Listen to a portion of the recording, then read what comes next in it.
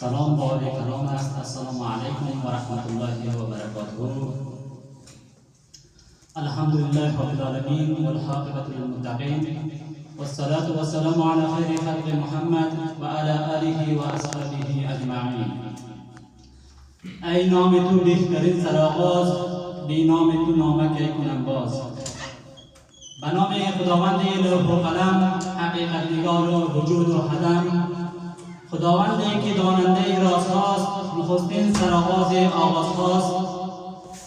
سلام عرض ادب فراوان به اندازه ستاره آسمان، برفای درختان، رگهای بیابان، قطره‌های باران، برفای زمستان، زیبایی زمین و آسمان و بر گرمی آفتاب نور فصل بهاران تقدیم میکنم به محضر شما بزرگواران، جوانان، نوجوانان و شخصیت‌های معزز.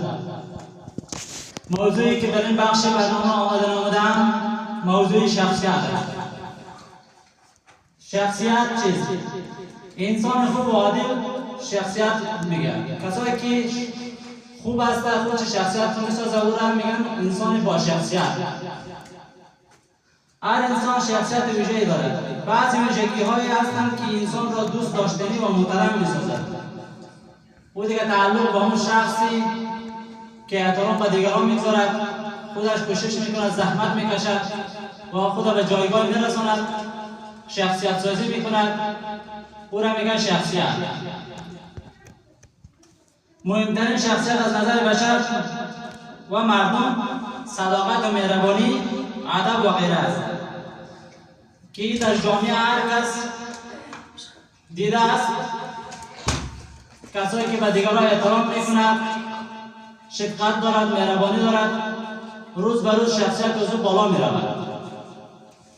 و کسایی که بی احترامی می کند به جامعه، به پدر و مادر، روز به روز انسان ها او را به چشم شخصیت نمی بینند، بلکه به شکل یک انسانی بی سواد، بی غیرت، بی تربیه می بینند. هر انسانی که خودشناسی داشته باشد میتواند شخصیت خود بالا ببرد، یعنی نقاط ضعف و نقاط قوت خود بشناسد.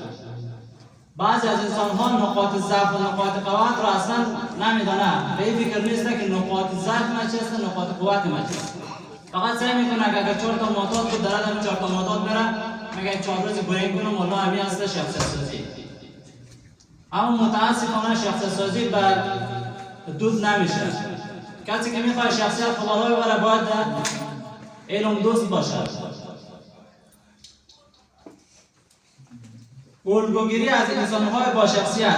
چی رقم ما میتونیم الگوگیری کنیم؟ از کیا بکنیم الگوگیری کنیم؟ بزرگای اسلام اگر در نظر بگیریم، حضرت عمر، حضرت محمد صلی الله علیه وسلم بهترین شخصیت ما در سطح تاریخ دارند. حضرت محمد صلی الله علیه وسلم اگر ما و شما این به شخصیت بزرگ توجه کنیم، چنان مشکلات رو تحمل کرده که ما و شما یک روزه بزرگ تحمل کرده نمیتونیم. و حضرت ابوبکر صدیق همچنین، حضرت عمر رضی الله عنه. شخصیت با لباس نمیشه، شخصیت با کالای نو نمیشه، شخصیت با موتور، سیکل، مادر و غیره نمیشه. شخصیت با قلب کار دارد. یگانه چیزی که انسان با شخصیت میشود از قلب شروع میکنه که چگونه با مردم رفتار میکند، اخلاقش چه رقم اخلاقی است، تعلیم و تربیت چگونه آموخته و با مردم چگونه یاد میگیرد. در این دنیا کسی محرم اسرار کسی نیست، ما تجربه کردیم کسی یار کسی نیست. هر مرد شتردار و ویسی قرنی نیست، هر شیشه گلرنگ حقیقی امنی نیست.